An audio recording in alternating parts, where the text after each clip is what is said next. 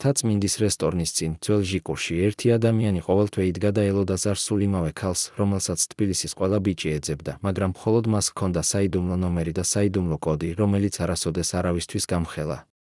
ნოდარ დუმბაძის ხელში ყოველთვე იყო პატარა ამულეტი, ძველი ვერცხლის ჯვარი, რომელსაც მისი დედა აჩუქებდა, როცა ის პირველად თბილისში ჩავიდა ჩავჩავაძის გამზირზე ჟიკურის წინ დასადგომად. ამ ჯვარს ის კოცნიდა ყოველ ზარამდე, მაგრამ ერთ საღამოს, როცა მან დარეკა და ხმა მეორე მხარეს არ გაიგო, ამ ჯვრის კვალი დაკარგა.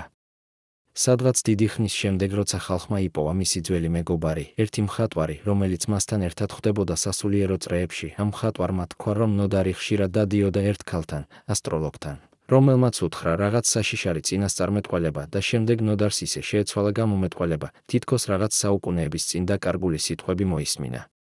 რას მართლა ნახა ის ქალი ნოდარის ხელში? რატომ დაკარგა იმ საღამოს ჯვარი? და რას ნიშნავდა ის წინასწარმეტყველება, რომელიც ჟიკურში მუშაობდა, როგორც საბედისწერო დადასტურება? ვაკეში, ჩავჩავაძის გამზირზე, სადაც რკინის ქსოვილის სახურავები ჯერ კიდევ იცავდა ჟიკურებს წვიმისგან, ნოდარ დუმბაძე დადიოდა მარტო, ხელში პატარა თეთრი კონვერტებით, სადაც წერდა სიყვარულის წერილებს თავის პირველ სიყვარულზე, რომელსაც ჰქვია მარინა და იცხოვრებოდა ძველ თბილისში, კიდევ უფრო ზემოთ, საბურთალოს მიმართულებით.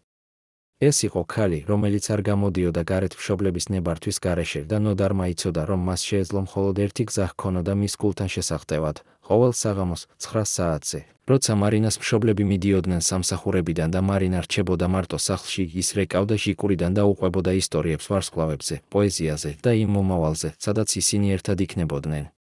ვინ იცოდა, რომ სწორედ ამ ზარებმა, რომლებიც გაგრძელდა თითქმის 2 წლის განმავლობაში, შექმნა ის ლეგენდა, რომელიც მერე თბილისის ყველა ახალგაზრდა წყვილი იმეორებდა. რატომ არავისთვის არ უთქვამს მარინას სახელი იმ დროს? და რამდენი პოემა დაიკარგა იმ კონვერტებში, რომლებიც არასოდეს მიუვიდა ადრესატს? იმ დროის თბილისი იყო ქალაქი, სადაც სიყვარულის გამოხატვა ხდებოდა არა ღია სიტყვებით, არამედ იდუმალი ნიშნებით. ერთი ყვავილი სარკმელზე, ერთი კასეტა დაფარული ქაღალდში და სწორედ ის ზარი ჟიკურიდან, რომელიც გრძელდებოდა მხოლოდ 3 წუთამდე, რადგან მეტი თანხა ხშირად არ ჰქონდათ. ნოდარმა იცოდა, რომ მას ჰქონდა მხოლოდ 3 წუთი, რათა უთხრა მარინას ყველაფერი, რაც გულს აწუხებდა, და ამიტომ ყოველი სიტყვა იყო შერჩეული, თითქოს ბალადის სტრიქონები, რომლებსაც ის მერე დაწერდა თავის წიგნებში. მაგრამ ერთ საღამოს, როცა ნოდარმა დარეკა, მარინას ხმამ უთხრა რაღაც სხვა, ჩემი დედა იცის. 3 სიტყვა, რომელიც შეცვალა ყველაფერი. რა მოხდა შემდეგ? რატომ შეჩერდა ზარები? და როდის გახდა მარინა ის ქალი, რომელზედაც ნოდარი არასოდეს ილაპარაკებდა საჯაროდ, მაგრამ თავის პოემებში მუდმივად ახსენებდა, როგორც ყვითელ ყვავილს ვაკის მიდამოებში. როცა მთაწმინდის რესტორნის ძველი მიმტანი, გიორგი ბერიაშვილი, რომელიც ახლა უკვე 82 წლისაა და ცხოვრობს დიღომში თავის ვაჟის სახლში, პირველად ისაუბრა კამერის წინ, მან თქვა, მე ვხედავდი, როგორ ჩერდებოდა ნოდარი რესტორნის წინ ყოველ შაბათს. ყოველთვის 2 საათზე ადრე, ხელში ყვითელი ყვავილებით, რომლებიც ჩვეულებრივ იყო თუნდაც ბაზრიდან მოტანილი, მაგრამ ისინი ყოველთვე იყო სუფთები და ჩასხმული პატარა ქაღალდის ბუნტში, რომელზედაც იყო დაწერილი რაღაც სიტყვები, რომლებსაც მხოლოდ მან და მარინამ ესმოდათ.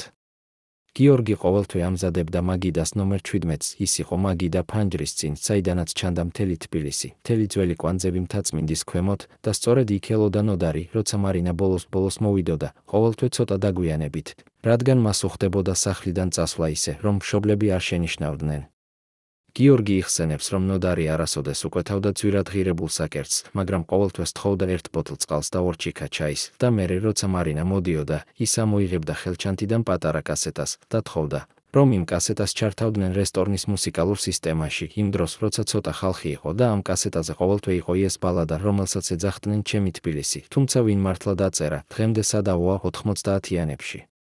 გიორგი ამბობს, რომ ის თავად ყოველთვე ხედავდა, როგორ იწყებდნენ ისინი ცეკვას, მთელ დარბაზში, მაშინ, როცა კიდევ არავინ იცეკვებდა და როგორ უყურებდა მარინა ნოდარის თვალებში, თითქოს მთელი სამყარო იყო მხოლოდ ეს ერთი საღამო, ეს ერთი ცეკვა, ეს ერთი კასეტა.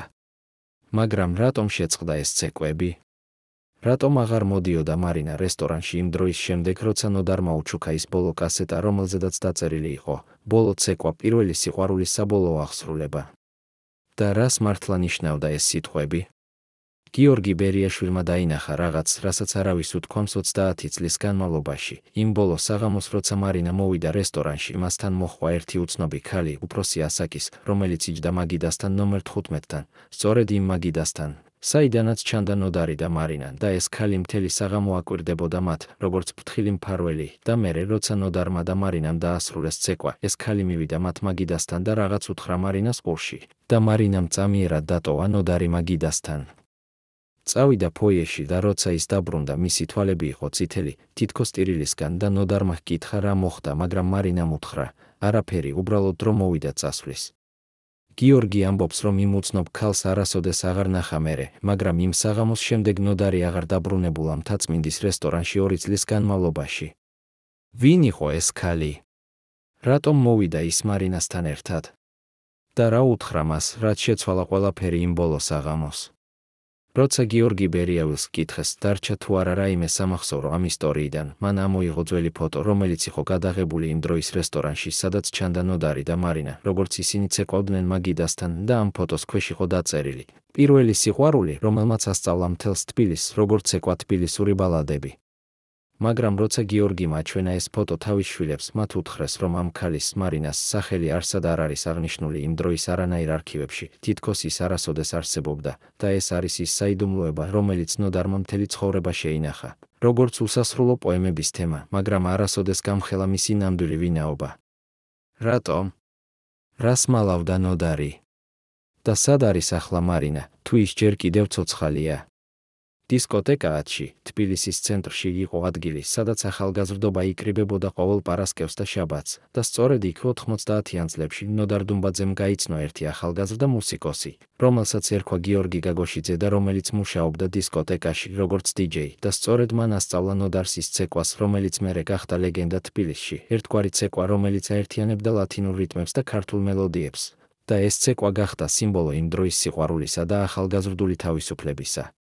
გიორგი და ნოდარი გახდნენ ახლო მეგობრები, ისინი ატარებდნენ ერთმანეთს დროს იმ დისკოტეკაში, სადაც ხშირად არიან მოდიოდნენ მარინასთან ერთად და სწორედ იქ ნოდარი ცდილობდა მარინას ასწავლოს ეს ცეკვა, რომელიც იყო ძალიან რთული და მოითხოვდა სრულ სინქრონს მუსიკასთან და პარტნიორთან. მაგრამ ერთ საღამოს როცა ნოდარი დაგვიანდა დისკოტეკაში, რადგან მას მოუხდა დახმარება ერთი მოხუცი ქალისთვის ვაკის ქუჩებში, რომელსაც დაეკარგა ჩანთა, ის შევიდა დისკოტეკაში და დაინახა რაღაც, რაც მთელი მისი გული დაამსხვრია. გიორგი გაგოშიძე ცეკვავდა მარინასთან და ეს ცეკვა არ იყო უბრალოდ ცეკვა, ეს იყო რაღაც, რაც უფრო ჰგავდა ინტიმურ მომენტს, რომელშიც ორივე მათგანი იყო დაკარგული ერთმანეთში და სწორედ იმ მომენტში, როცა ნოდარი დგას კარებთან, მან დაინახა, როგორ უთხრა გიორგიმ რაღაც მარინას ყურში და მარინამ გაიგიმა ისე, როგორც არასოდეს უღიმოდა ნოდარისთვის. ნოდარმა იგრძნო, რომ მთელი სამყარო ინგრეოდა მის ფეხქვეშ, რადგან გიორგი იყო ერთადერთი ადამიანი, რომელმაც იცოდა ყველაფერი ნოდარის და მარინას სიყვარულის შესახებ, ყველაფერი იმ გეგმების შესახებ, რომლებიც ნოდარმა ჰქონდა მარინასთან საერთო მომავლის შესახებ, და სწორედ გიორგის იყო ის, ვისაც ნოდარი ენდობოდა, როგორც თავის ძმას. მაგრამ რატომ გააკეთა გიორგიმ ეს? რატომ ცეკვავდა მარინასთან, როცა იცოდა, რომ ნოდარი მოდის? და რა იყო ის, რასაც გიორგიმ უთხრა მარინას იმ საღამოს? ნოდარმა არასოდეს დააძალა გიორგი პასუხის გაცემისთვის, რადგან იმ საღამოს შემდეგ მან უბრალოდ გაიქცა დისკოტეკიდან, დაბრუნდა ჟიკურში ჩავჩავაძის გამზირზე და დარჩა იქ 2 საათის განმავლობაში, უბრალოდ ზის დააკვირდებოდა, როგორ გადის ხალხი, როგორ ცხოვრობს თბილისი და როგორ განადგურებულა იმ ერთმა მომენტმა ყველაფერი, რასაც ის ამშენებდა 2 წლის განმავლობაში. მაგრამ ის, რაც ნოდარმა არ იცოდა იმ დროს, იყო ის, რომ გიორგი გაგოშიძე აწყობდა რაღაც გეგმას, რომელიც უკავშირდებოდა არა მხოლოდ მარინას, არამედ მთელ იმ კასეტებს, რომლებსაც ნოდარი აკეთებდა თავის სიყვარულის შესახებ და რომლებიც უნდა დარჩენოდა საიდუმლო. გაიარა რამდენიმე კვირა და ნოდარმა გაიგო, რომ გიორგი გაგოშიძემ დაიწყო პატარა სტუდიის მუშაობა, სადაც ის აკეთებდა კასეტების ასლებს და ყიდდა მათ ბაზარში და სწორედ იმ კასეტებში, რომლებსაც ნოდარი აჩუქებდა მარინას, მხოლოდ მათ ორს შორის, გიორგიმ დაიწყო კოპირება და გაყიდვა, თითქოს ეს იყო მარტივი საყიდლო პროდუქტი და არა ის ემოციური არტეფაქტი, რომელიც ნოდარმა ქმნიდა ყოველი სიტყვით, ყოველი მუსიკალური ნოტით. როცა ნოდარმა გაიგო ეს, მან უბრალოდ ვერ გაიგო, როგორ შეიძლებოდა, რომ ადამიანი, რომელსაც ის თავის ყველაზე ახლო მეგობრად თვლიდა, მას უღალატა ასე ღიად, ასე საჯაროდ, ასე უსირცხვილოდ. მაგრამ რატომ? რა იყო გიორგის ნამდვილი მიზანი? და რამდენ ფულს მიიღო მან იმ კასეტებიდან, რომლებიც იყო ნოდარის სული, ნოდარის სიყვარული, ნოდარის ყველაზე პირადი აღსარება? ერთ საღამოს როცა ნოდარი ბოლოს შეხვდა გიორგის ძმას, რომელიც მუშაობდა ერთ-ერთ სამთავრობო უწყებაში, ამ ძმამ უთხრა ნოდარს, რომ გიორგი არ იყო მხოლოდ დიჯეი და მუსიკოსი, არამედ იყო ადამიანი, რომელსაც ჰქონდა დიდი ვალები და ამ ვალების დასაფარად მან გადაწყვიტა გაყიდოს ყველაფერი, რაც მას ხელში ჩავარდა, მათ შორის ნოდარის კასეტები, მათ შორის ნოდარის სიყვარული, მათ შორის მარინას ნდობა. ნოდარმა იგრძნო, რომ მთელი მისი სამყარო იყო აგებული ცრუ მეგობრობაზე და რომ გიორგიმ არა მხოლოდ მოიპარა მისი მუსიკა, არამედ მოაპარა მისი სიყვარულის ერთადერთი დოკუმენტაცია, ერთადერთი დამადასტურებელი მტკიცებულება იმისა, რომ ის და მარინა რაიმე იყვნენ ერთმანეთისთვის. რას ნიშნავდა ეს? რატომ არასოდეს აღარ ისაუბრა ნოდარმა გიორგისთან? და სად არის ახლა გიორგი გაგოშიძე, თუ ის ჯერ კიდევ ცოცხალია და იცნობს თუ არა ის, რომ მან განადგურა ერთი ადამიანის სიცოცხლის ყველაზე ლამაზი თავი. მას შემდეგ, რაც ნოდარ დუმბაძემ ბოლოს დატოვა დისკოტეკა ათში და აღარ დაბრუნდა იქ მთელი 2 წლის განმავლობაში, მან დაიწყო რაღაცის შეგროვება, რაც არავის ელოდა. მთელი თავისი ცხოვრების განმავლობაში ნოდარმა იწერდა თავის სიყვარულის ისტორიას არა მხოლოდ კასეტებზე, არამედ პატარა წიგნაკებში, რომლებშიც იყო აღწერილი ყოველი შეხვედრა მარინასთან, ყოველი ზარი შიკურიდან, ყოველი სიტყვა, რომელიც გაიცვალა მათთან რესტორნის მაგიდასთან, და ეს წიგნაკები ინახებოდა ერთ ძველ ხის ყუთში, რომელიც დგას მის პატარა ბინაში. საბურთალოზე, სადაც ის ცხოვრობდა დედასთან ერთად. ამ ყუთში იყო არა მხოლოდ წიგნაკები, არამედ ყველა ის კასეტა, რომელიც ნოდარმა ჩაიწერა მარინასთვის, ყველა ის ფოტო, რომელიც მათ ერთად გადაიღეს იმ საღამოებში მთაწმინდაზე, და ყველა ის წერილი, რომელიც ნოდარმა დაწერა, მაგრამ არასოდეს გაუგზავნა, რადგან ის არ იცოდა სად ცხოვრობს მარინა იმის შემდეგ, რაც ის გაქრა მისი ცხოვრებიდან იმ ბოლო საღამოს შემდეგ დისკოტეკაში. მაგრამ რაღაც უცნაური მოხდა ნოდარის სიკვდილის შემდეგ 1989 წელს, როცა მისი ძმა, ვახტანგი, რომელიც მუშაობდა ერთ-ერთ სამთავრობო უწყებაში და ცხოვრობდა ნუცუბიძის პლატოზე, მოვიდა ნოდარის ბინაში, რათა მოეწყო ყველა ფორმალური დოკუმენტი და გაეყიდა ნივთები, რომლებიც ნოდარმა დატოვა, და როცა ვახტანგმა გახსნა ის ძველი ხის ყუთი, რომელიც დგას სარკმლის ქვეშ, მან დაინახა, რომ ყუთი იყო სრულიად ცარიელი, გარდა ერთი პატარა ჩანაწერისა, რომელზედაც დაწერილი იყო ხელით, ყველაფერი წავიდა იქ, სადაც ის უნდა იყოს, თუ ის ჯერ კიდევ ცოცხალია და ამ ქალაქში ცხოვრობს. ვახტანგმა ვერ გაიგო, რას ნიშნავდა ეს სიტყვები, და როცა მან ჰკითხა ნოდარის მეზობლებს, მათ უთხრეს, რომ იმ უკანასკნელ თვეებში ნოდარს ხშირად ეწვია ერთი ახალგაზრდა ქალი, რომელსაც ჰქონდა მუქი თმები და რომელიც ყოველთვის ატარებდა თავზე ძველფეროვანი თაიგული, და სწორედ ამ ქალმა, 3 დღით ადრე ნოდარის გარდაცვალებამდე, წაიღო ყუთი ბინიდან და არავინ იცის, ვინ იყო ეს ქალი და სად წავიდა ის იმ ყუთით. ვახტანგმა დაიწყო ძიება და მან ნახა, რომ ნოდარს ჰქონდა ბანკში გახსნილი ანგარიში, სადაც იყო დაგროვილი დიდი თანხა, რომელიც შეიძლება ყოფილიყო მიღებული მისი წიგნების გაყიდვიდან და მისი პოეტური საღამოებიდან, რომლებიც ის ატარებდა თბილისის სხვადასხვა კლუბებში 90-იანებში, და ეს თანხა უნდა ყოფილიყო სულ მცირე 10,000 მონეთი, რაც იმ დროს იყო ძალიან დიდი ფული, რომლითაც შეეძლო იყიდა პატარა დაჩა გარეუბანში ან გადაეხადა ვალები, რომლებიც მას ჰქონდა დაგროვილი, მაგრამ როცა ვახტანგმა წავიდა ბანკში, მან გაიგო, რომ ეს ანგარიში იყო დახურული ზუსტად 3 კვირით ადრე ნოდარის გარდაცვალებამდე და ყველა ფული იყო გატანილი და გატანა მოხდა არა ნოდარის მიერ, არამედ ერთი პირის მიერ, რომელსაც ჰქონდა სრული მინდობილობა და ამ პირის ხელმოწერა იყო დოკუმენტებზე, მაგრამ სახელი იყო წაშლილი, თითქოს ვიღაცამ სპეციალურად წაშალა ის, რათა არავის გაეგო, ვინ იყო ეს ადამიანი. ვახტანგმა ცდილობდა გამოერკვია, ვინ იყო ეს ადამიანი, რომელმაც წაიღო ნოდარის მთელი ფული და რატომ ჰქონდა მას ეს მინდობილობა, მაგრამ ბანკმა უთხრა, რომ ეს დოკუმენტები იყო გაფორმებული კანონიერად და არავითარი დარღვევა არ ყოფილა, და ეს ადამიანი უბრალოდ გამოიყენა თავისი უფლება, რათა გაეტანა ყველა ფული და ეს ფული წავიდა არა ერთ ადგილას, არამედ დაიყო რამდენიმე ნაწილად და ერთ-ერთი ნაწილი წავიდა ერთ-ერთი ქველმოქმედებითი ორგანიზაციისკენ, რომელიც დეხმარება ადამიანებს, რომლებსაც დაკარგული აქვთ პირველი სიყვარული და ცდილობენ მას დაიბრუნონ, მაგრამ ეს ორგანიზაცია დახურულია 2005 წელს და არავის იცის, სად არის დარჩენილი ფული და ვინ აკონტროლებდა ამ ორგანიზაციას. რატომ გააკეთა ნოდარმა ეს? რატომ მისცა ვიღაცას უფლება, რომ წაიღო მთელი მისი ცხოვრების დანაზოგი? და ვინ იყო ეს ადამიანი, რომელმაც ვახტანგს და მთელ ოჯახს დატოვა ცარიელი ხელებით, თითქოს ნოდარი არასოდეს არსებობდა? მას შემდეგ რაც ვახტანგმა ვერ იპოვა პასუხები ბანკში, მან გადაწყვიტა მოეძებნა ნოდარის ძველი მეგობრები და სწორედ მაშინ შეხვდა ერთ-ერთ ადამიანს, რომელიც მუშაობდა თბილისის სამხატვრო კავშირში და ამ ადამიანმა, რომელსაც ერქვა ალექსანდრე გამსახურდია, უთხრა რაღაც, რაც შეცვალა ყველაფერს. 90-იანების დასაწყისში, როცა ნოდარი დუმბაძე დაიწყო მუშაობა თავის პირველ წიგნზე, რომელიც უნდა ყოფილიყო ავტობიოგრაფიული რომანი პირველი სიყვარულის შესახებ, მას მიუახლოვდა ერთი პროდიუსერი, რომელიც მუშაობდა ერთ-ერთ ძველ სამთავრობო გამომცემლობაში და ამ პროდიუსერმა, რომელსაც ეძახდნენ კოსტიას, შესთავაზა ნოდარს კონტრაქტი, რომელიც იძლეოდა მას საშუალებას დაეწერა ეს წიგნი და დაეფინანსებინა მისი გამოცემა, მაგრამ ამ კონტრაქტში იყო ერთი პუნქტი, რომელიც ნოდარმა არ წაიკითხა ყურადღებით, რადგან ის იყო ძალიან გრძელი და სავსე იურიდიული ტერმინოლოგიით და ეს პუნქტი ამბობდა, რომ ყველა სახელი, რომელიც ნოდარი გამოიყენებდა თავის წიგნში, უნდა ყოფილიყო შეცვლილი ან სრულიად წაშლილი, თუ ეს სახელები შეეხებოდა ცოცხალ ადამიანებს, რომლებსაც შეეძლოთ მოეთხოვათ კომპენსაცია ან დევნა, თუ მათი პირადი ცხოვრება აღმოჩნდებოდა საჯაროდ. ალექსანდრე გამსახურდია ამბობს, რომ ნოდარმა მხოლოდ მერე გაიგო, რას ნიშნავდა ეს პუნქტი. ის ვერ შეძლებდა დაეწერა მარინას სახელი, ვერ შეძლებდა აღეწერა მათი შეხვედრები ჟიკურში, ვერ შეძლებდა აღეწერა ის საღამოები დისკოტეკაში, რადგან ყველა ეს დეტალი მიუთითებდა კონკრეტულ ადამიანზე, კონკრეტულ ადგილზე და გამომცემლობა ეშინოდა, რომ მარინას ოჯახი ან მისი მშობლები, თუ ისინი გაიგებდნენ, რომ მათი ქალიშვილი იყო აღწერილი ერთ რომანტიკულ რომანში, შეეძლოთ ჩაერთონ და დაებლოკათ წიგნის გამოცემა ან მოეთხოვათ დიდი კომპენსაცია, რაც გამომცემლობას არ სურდა.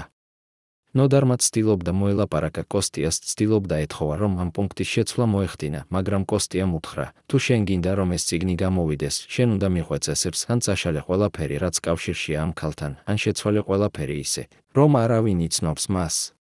ნოდარი დარჩა ორ არჩევანს შორის, ან დაწერა რომანი, რომელიც იქნებოდა მხოლოდ ფიქცია, სადაც მარინა გახდებოდა ვიღაც სხვა ვიღაც, ვინც არ არსებობს, ან უარი თქვას მთელ ამ პროექტზე და დაკარგოს ერთადერთი შესაძლებლობა, რომ მისი ისტორია გახდეს ცნობილი.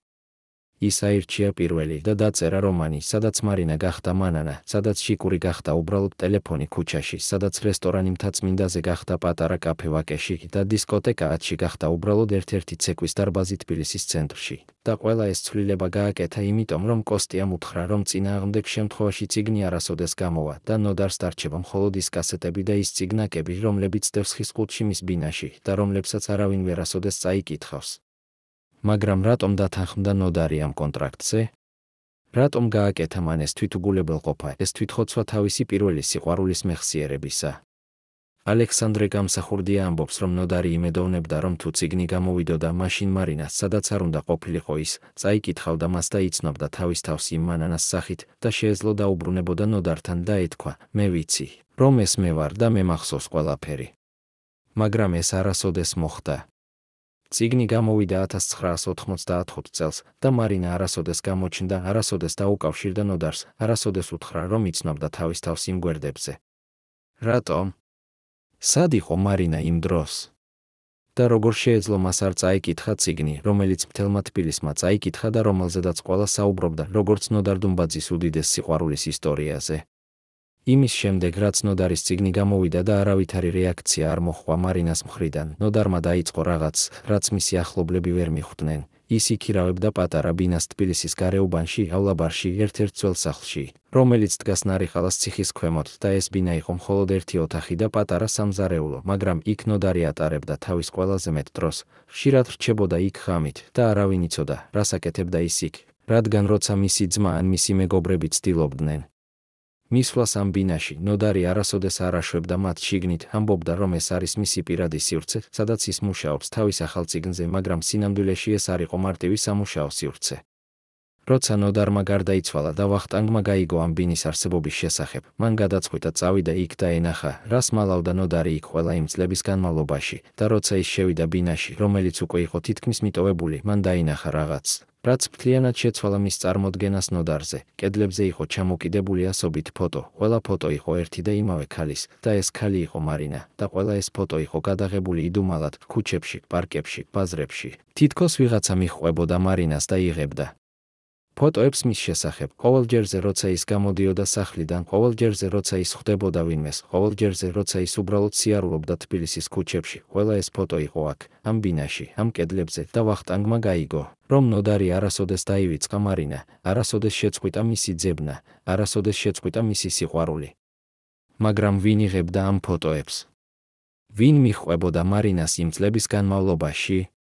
ვახტანგმა იპოვა ერთი ძველი კონვერტი, რომელშიც იყო ჩანაწერები, სადაც ნოდარი წერდა თარიღებს და ადგილებს, სადაც მარინა იყო ნანახი, და ეს ჩანაწერები იყო ძალიან დეტალური, თითქოს ვიღაც პროფესიონალი მოქმედებდა და ერთ-ერთ ჩანაწერში იყო დაწერილი. მარინა დაინახა რუსთაველის გამზირზე ერთ-ერთ წიგნების მაღაზიაში, ის ყიდულობდა წიგნს, რომელიც იყო ლექსების კრებული და ეს წიგნი იყო ნოდარ დუმბაძის ახალი გამოცემა და როცა მან გახსნა წიგნი და დაიწყო წაკითხვა, მის თვალებში ჩანდა რაღაც, რაც ჰგავდა ტირილს, მაგრამ ის არ ტიროდა, უბრალოდ დგას და კითხულობდა და მერე დახურა წიგნი და დატოვა მაღაზია, ხოლო წიგნი დატოვა უკან თაროზე, არ იყიდა მას. ვახტანგმა ვერ მიხვდა, რატომ იყო ეს ამდენად მნიშვნელოვანი ნოდარისთვის, მაგრამ მერე ის იპოვა კიდევ ერთი ჩანაწერი, სადაც ნოდარი წერდა, მარინამ იცის, მარინამ წაიკითხა, მარინამ მიშვა, მაგრამ მას არ შეუძლია დაბრუნება, რადგან ვინმე ან რაღაც აკავებს მას და მე უნდა გავიგო რა. ვახტანგმა დაიწყო ძიება იმ ადამიანისა, ვინც იღებდა ამ ფოტოებს და მან იპოვა ერთი ძველი ქვითარი, რომელიც იყო გადახდილი ერთ-ერთ კერძო დეტექტიურ სააგენტოს, რომელიც მუშაობდა თბილისში 90-იანებში და ეს სააგენტო, რომელსაც ჰქვია თვალი, სპეციალიზირებული იყო ადამიანების მიდევნებაზე და ფოტოების მოპოვებაზე და ნოდარმა იხდიდა ამ სააგენტოს ყოველთვიურად დაახლოებით 100 მონეტს თვეში, რაც იყო ძალიან დიდი ფული იმ დროს, ფული, რომელსაც ის იღებდა თავისი წიგნებიდან და თავისი საღამოებიდან და ყველა ეს ფული მიდიოდა იმაში, რათა შეემდგარებინა მარინა, ენახა როგორ ცხოვრობდა ის, ენახა იყო თუ არა ის ბედნიერი, ენახა დაიძახებდა თუ არა ის მის სახელს ღამით, როცა ის იძინებდა თავის სახლში, სადაც არავინ იცოდა, რომ ნოდარ დუმბაძე ჯერ კიდევ მას უყურებდა, ჯერ კიდევ მას ელოდა, ჯერ კიდევ მას უმღეროდა, თუმცა არა ხმამაღლა, არამედ ჩუმად, ძალიან ჩუმად, თავის ბინაში ავლაბარში, სადაც კედლები იყო დაფარული მისი სახით. რატომ არ უთხრა ნოდარმა არავის ამ ბინის შესახებ? რატომ იხდიდა ის იმდენ ფულს იმისთვის, რომ მიჰყოლოდა ქალს, რომელიც მას თავად არ უნდოდა? და რა იყო ის, რაც აკავებდა მარინას, რომ არ დაბრუნებულიყო ნოდართან, თუ მან მართლა იცოდა, რომ ნოდარი ჯერ კიდევ მას უყვარდა, ჯერ კიდევ მას ელოდა, ჯერ კიდევ მას ინახავდა ყოველ ფოტოს, ყოველ მეხსიერებას, ყოველ იმედს, რომ ერთ დღეს, ერთ საღამოს, ერთ მომენტში ის დაბრუნდება და ეტყვის, მე აქ ვარ, მე არასოდეს წავსულ ვარ, მე ყოველთვის გაქვს ჩემს გულში, როგორც შენ ჰყავხარ ჩემი მთელი ცხოვრება.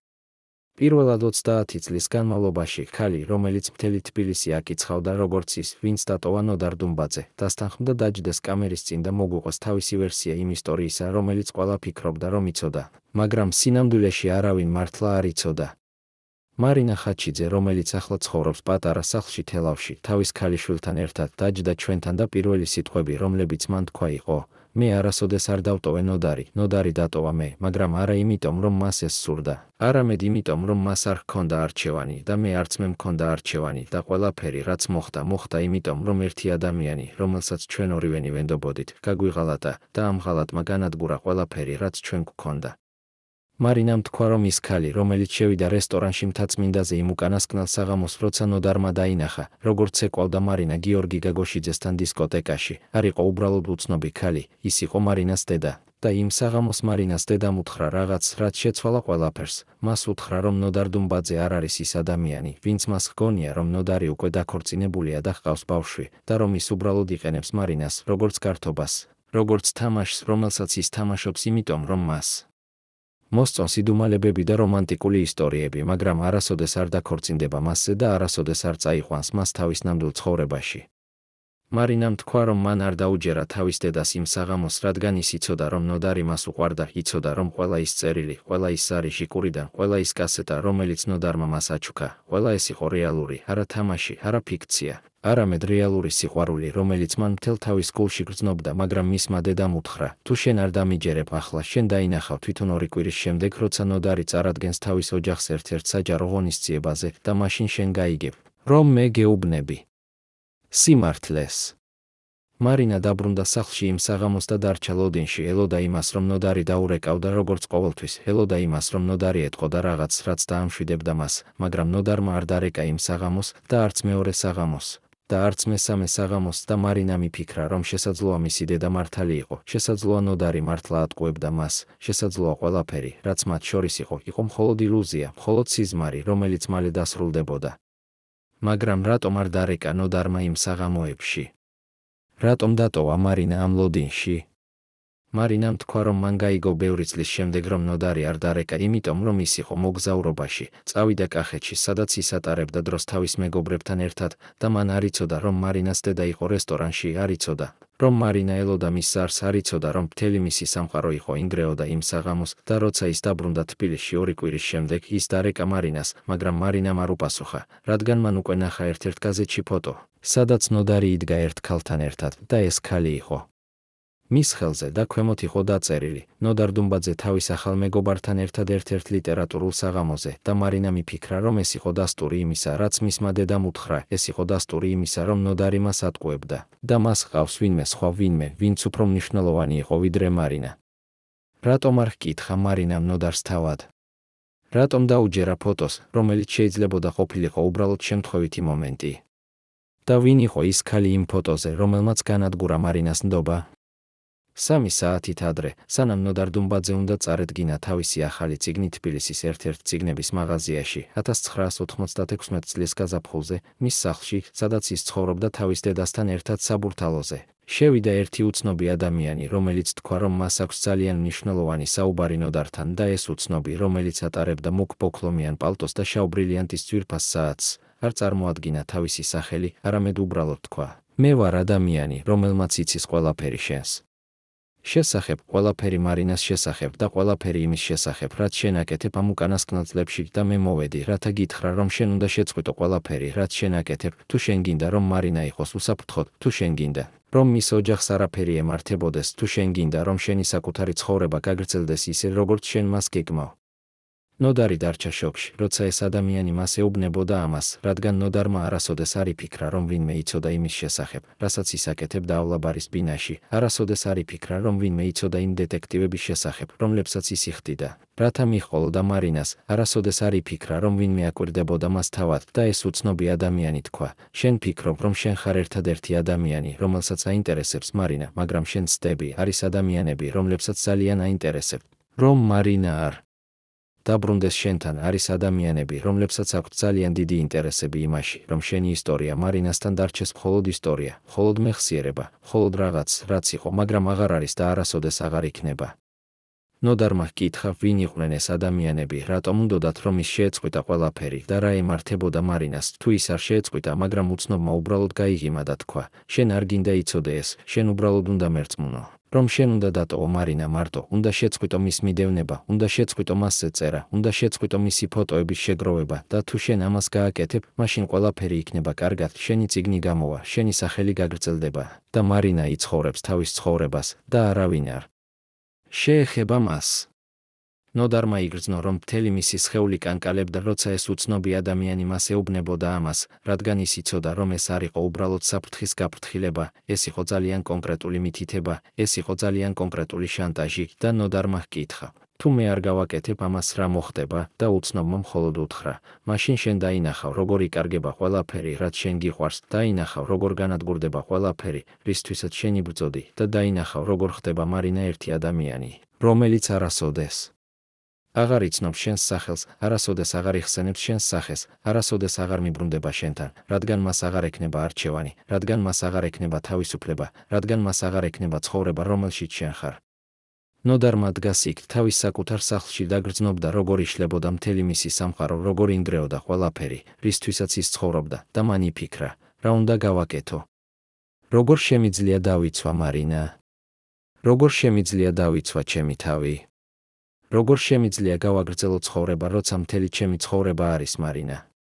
უცნობმა დატოვა სახლი 10 წუთის შემდეგ და ნოდარი დარჩა მარტო, დარჩა თავის ოთახში, დარჩა თავის ფიქრებში და მან არ იცოდა, რა უნდა გაეკეთებინა, მან არ იცოდა, როგორ უნდა გადაეჭრა ეს, მან არ იცოდა, როგორ უნდა დაეცვა მარინა და ამავე დროს როგორ უნდა დარჩენილიყო ერთგული მისი სიყვარულისადმი და იმ საღამოს, როცა ის წავიდა წიგნების მაღაზიაში, რათა წარედგინა თავისი ახალი წიგნი, მან დაინახა მარინა, რომელიც იდგა ფანჯრის გარეთ, უყურებდა მას შიგნიდან, უყურებდა, როგორ საუბრობდა ხალხთან, როგორ აწერდა ხელს. წიგნებზე როგორ იღიმებოდა, მაგრამ მარინა არასოდეს შევიდა მაღაზიაში, არასოდეს მიუახლოვდა მას, არასოდეს უთხრა რაიმე და ნოდარმა იცოდა, რომ ეს იყო ბოლო შანსი, ეს იყო ბოლო მომენტი, სადაც ისინი შეეძლოთ ერთმანეთს შეხედონ. მაგრამ მან არ გამოვიდა მაღაზიიდან, მან არ გაჰყვა მარინას, მან დარჩა იქ, სადაც იყო, რადგან მან იფიქრა, რომ თუ ის გამოვიდოდა, თუ ის დაეკავშირებოდა მარინას, მაშინ ყველაფერი, რაც უცნობმა უთხრა, გახდებოდა რეალობა და მარინას ემართებოდა რაღაც საშინელი და ნოდარმა არ შეეძლო, რომ ეს მოეხდინა, არ შეეძლო, რომ დაერისკა მარინას უსაფრთხოება, არ შეეძლო, რომ გამოიწვია ის, რასაც უცნობი ასახელებდა. რატომ არ გამოვიდა ნოდარი იმ საღამოს? ვინ იყო ის უცნობი ადამიანი? და რა ემართებოდა მარინას, თუ ნოდარი შეეცდებოდა მას მიეახლოებინა?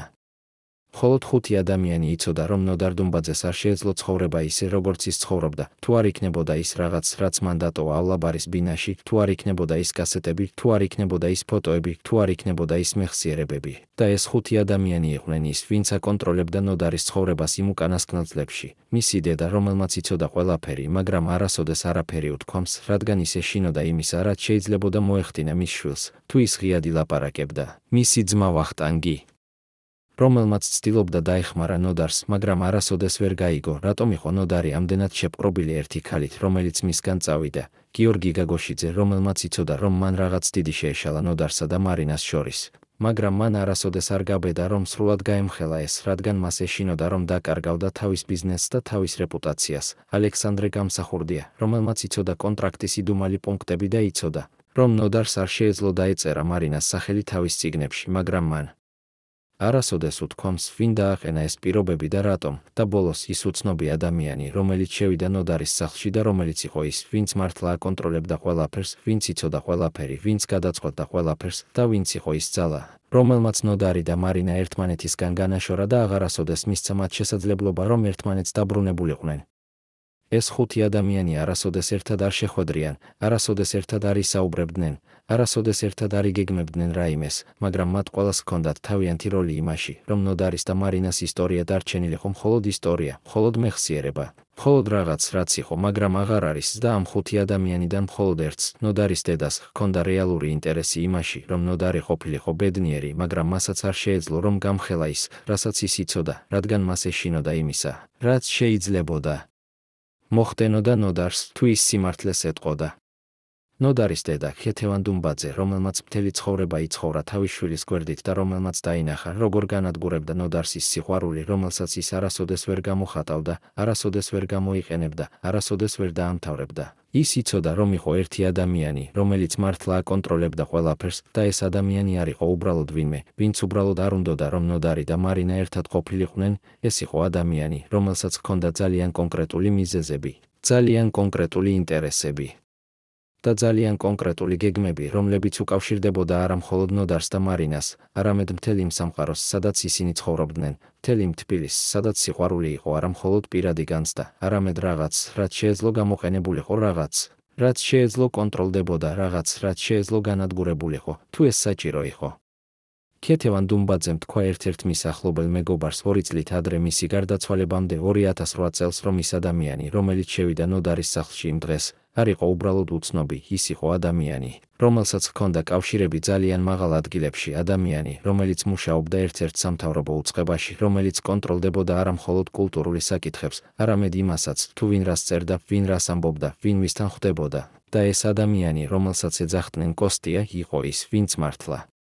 აკონტროლებდა ნოდარის კონტრაქტებს, აკონტროლებდა მის წიგნებს, აკონტროლებდა მის გამომცემლობებს, აკონტროლებდა მის საჯარო გამოსვლებს და სწორედ კოსტიამ უთხრა ნოდარს, რომ თუ ის გააგრძელებდა მარინას მიდევნებას, თუ ის გააგრძელებდა მის შესახებ წერას, თუ ის გააგრძელებდა მის ძიებას, მაშინ არა მხოლოდ ნოდარი ჩაერთვებოდა პრობლემებში, არამედ მარინა თავად, მარინას ოჯახი, მარინას ქალიშვილი, რომელიც უკვე იზრდებოდა და რომელსაც უნდა ჰქონოდა ნორმალური ცხოვრება და არა ცხოვრება, სადაც მისი დედა იყო აღწერილი როგორც ქალი, რომელიც ურთიერთობდა ცნობილ მწერალთან. მაგრამ რატომ იყო კოსტიას ასეთი ინტერესი, რომ ნოდარი და მარინა არ ყოფილიყვნენ ერთად? რას მალავდა ის? და ვინ იყო ის, ვისაც მართლა არ უნდოდა, რომ ნოდარის და მარინას ისტორია გახდეს ცნობილი? ქეთევან დუმბაძემ თქვა, რომ მარინას ოჯახს ჰქონდა კავშირები იმ ადამიანებთან, რომლებიც არ უნდოდათ, რომ მათი ქალიშვილი ყოფილიყო ასოცირებული ერთ მწერალთან, რომელიც წერდა სიყვარულის შესახებ, რომელიც წერდა რომანტიკის შესახებ, რომელიც წერდა იმის შესახებ, რაც იყო ძალიან პირადი, ძალიან ინტიმური, ძალიან ისეთი, რაც არ უნდათ რომ ყოფილიყო საჯაროდ ცნობილი, რადგან მარინას მშობლები მუშაობდნენ ერთ-ერთ მაღალ პოზიციაზე, სადაც რეპუტაცია იყო ყველაფერი, სადაც ოჯახის პატივი იყო ყველაფერი, სადაც შვილების ქცევა იყო ყველაფერი და ისინი არ უნდათ რომ მათი ქალიშვილი ყოფილიყო ცნობილი, როგორც ქალი, რომელიც იყო ნოდარ დუმბაძის პირველი სიყვარული, როგორც ქალი, რომელიც იყო ნოდარ დუმბაძის მუზა, როგორც ქალი, რომელზედაც ნოდარ დუმბაძე წერდა თავის ყველა ბალადას, თავის ყველა პოემას, თავის ყველა ისტორიას. ისინი უნდათ რომ მარინა დარჩენილიყო უცნობი, უნდათ რომ მარინა დარჩენილიყო მარტივი ქალი, რომელსაც ჰქონდა მარტივი ცხოვრება და რომელსაც არ ჰქონდა არანაირი კავშირი ერთ ცნობილ მწერალთან და სწორედ ამიტომ მოაწყეს ისინი ყველაფერი, რათა ნოდარი და მარინა არასოდეს აღარ შეხვედრილიყვნენ, არასოდეს აღარ ესაუბრათ ერთმანეთს, არასოდეს აღარ ჰქონოდათ შანსი, რომ ერთად ყოფილიყვნენ. რატომ იყო მარინას ოჯახი ამდენად შეშფოთებული? რა იყო ის, რასაც ისინი მალავდნენ? და რამდენი ცხოვრება განადგურდა იმ შიშის გამო, რომ ვინმემ გაიგოს სიმართლე.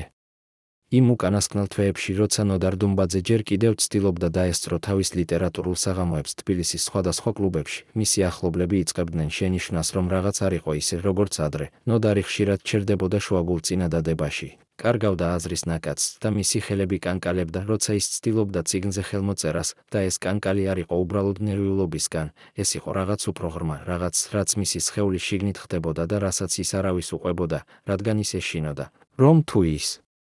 იტყოდა სიმართლეს, მაშინ ყველა გაიგებდა, რომ მას დარჩა ძალიან ცოტა დრო და ყველა შეწყვეტდა მასთან საუბარს იმ რომანტიკის შესახებ, იმ სიყვარულის შესახებ, იმ მარინას შესახებ და დაიწყებდნენ საუბარს მხოლოდ იმის შესახებ, თუ როგორ მიდის ის, როგორ გრძნობს თავს ის, რამდენი დრო აქვს ჯერ კიდევ დარჩენილი მას ამ სამყაროში.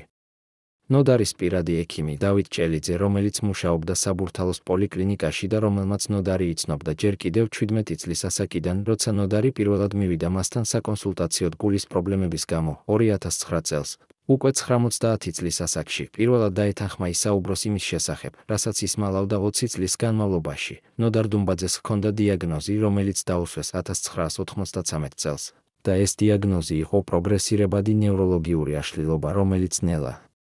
მაგრამ უსასრულოდ ანადგურებდა მის ნერვულ სისტემას, ანადგურებდა მის უნარს, რომ კონტროლდა თავისი სხეული, კონტროლდა თავისი ხელები, კონტროლდა თავისი სიტყვები და ამ დიაგნოზის მიხედვით ნოდარს ჰქონდა მაქსიმუმ 10 წელი სიცოცხლის. მაგრამ ის იცხოვრა 14 წელი იმის შემდეგ, რაც მას ეს დიაგნოზი დაუსვეს, რადგან ის არ უნდოდა რომ გარდაცვლილიყო, არ უნდოდა რომ დატოვოს ეს სამყარო, სანამ ის არ გაიგებდა, რა მოხდა მარინასთან, სანამ ის არ დაინახავდა მარინას ბოლო ერთხელ, სანამ ის არ ეტყოდა მარინას ყველაფერს, რაც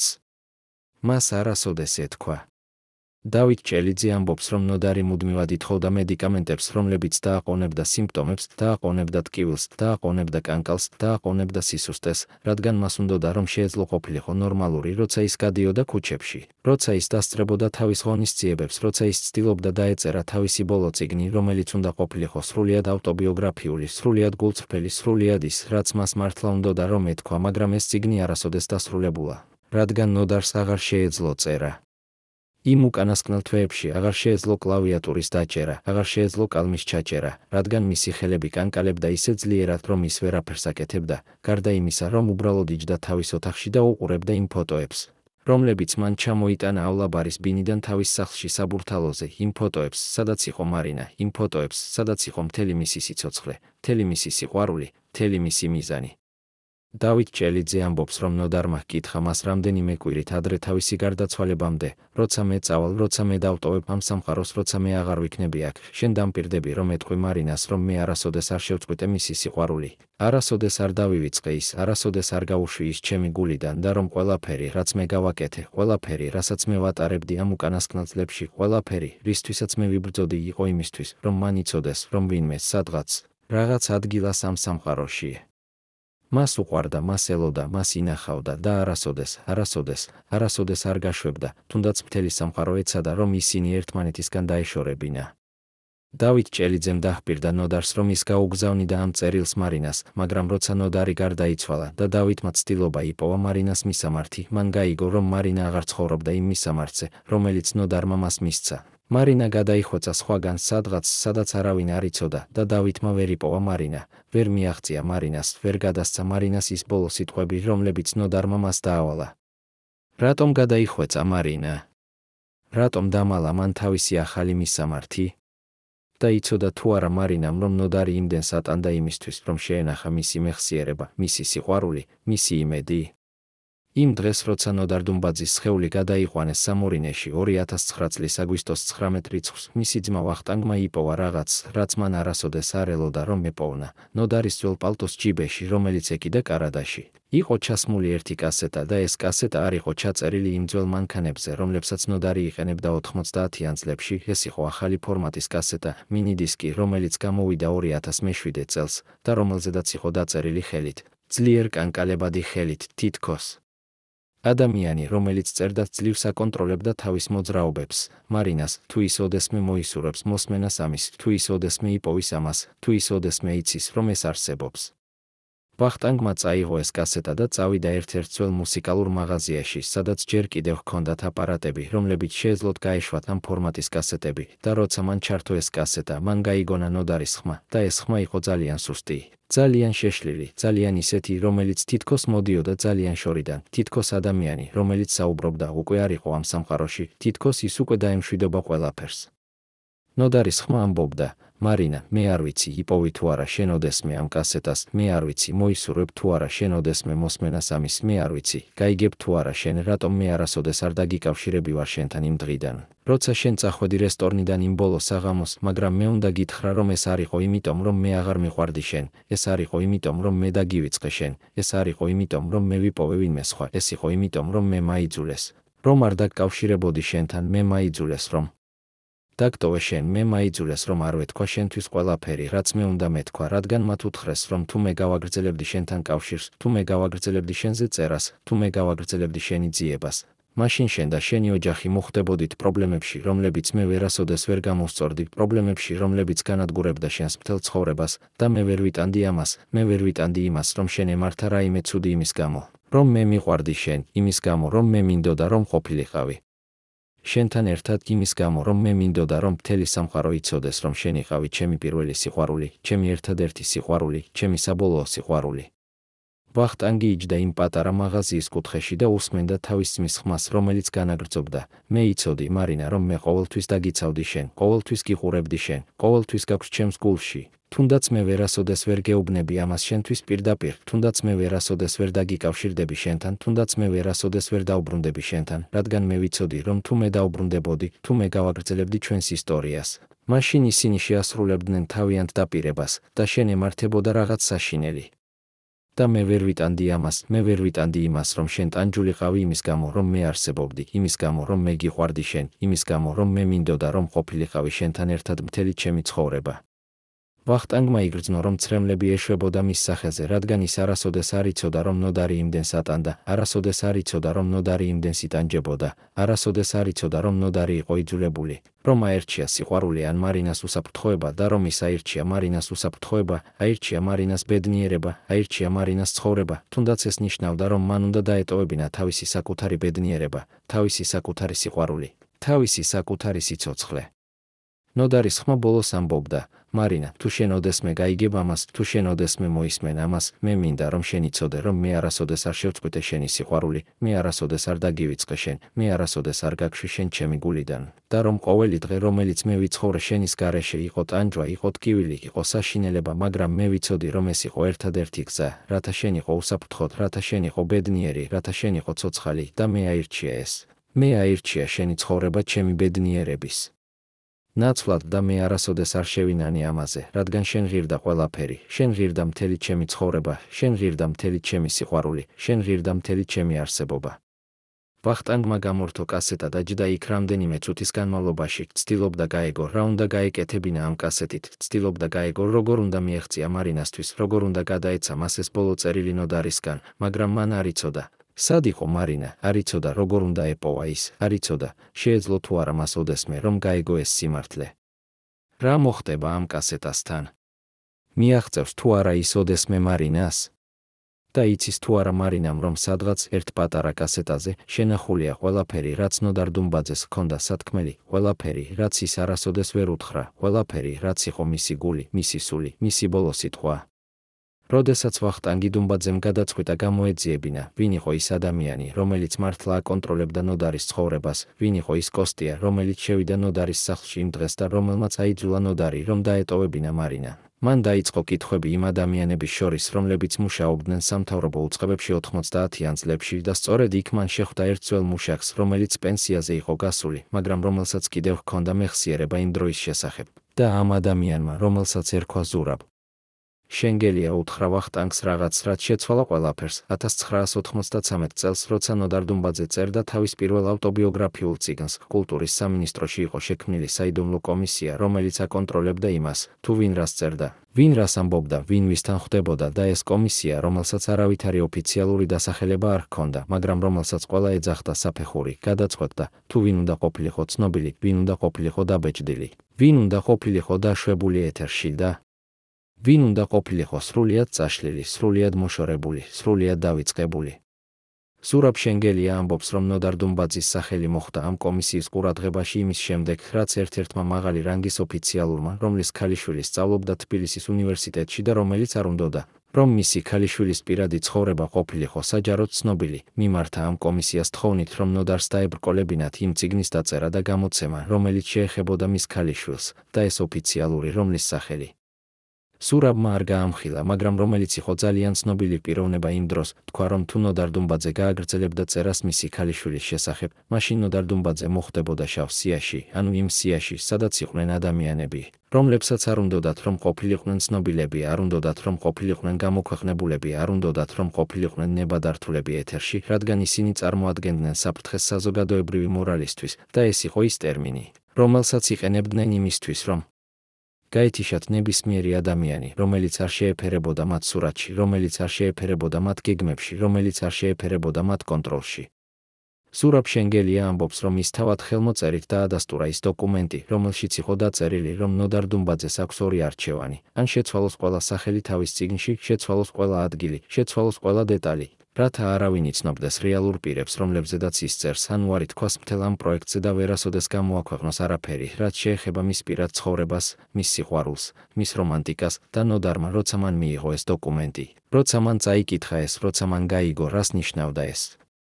მან არჩევანი გააკეთა არა იმიტომ, რომ მას არ უნდოდა მთელი სიმართლის თქმა, არამედ იმიტომ, რომ მას არ უნდოდა, რომ მარინას და მისი ოჯახს ემართათ რაიმე ცუდი იმის გამო, რომ ის წერდა მის შესახებ, და სწორედ ამიტომ მან შეცვალა ყველაფერი, წაშალა ყველა რეალური სახელი, შექმნა ფიქციური პერსონაჟები და გააკეთა ის წიგნი, რომელიც გამოვიდა და რომელიც იყო მხოლოდ ჩრდილი იმისა, რაც მას მართლა უნდოდა, რომ დაეწერა. მაგრამ რატომ იყო ამ ოფიციალურს ასეთი ძალა? რატომ შეეძლო მას გადაეწყვიტა, თუ ვინ რას წერდა, ვინ რას ამბობდა? და რატომ არავინ არ აპროტესტებდა ამ სისტემას, რომელიც აკონტროლებდა არა მხოლოდ ლიტერატურას, არამედ მთელ კულტურას, მთელ სიყვარულს, მთელ რომანტიკას, მთელ იმას, რაც იყო ყველაზე პირადი, ყველაზე ინტიმური, ყველაზე ისეთი, რაც არ უნდა ყოფილიყო კონტროლდებული.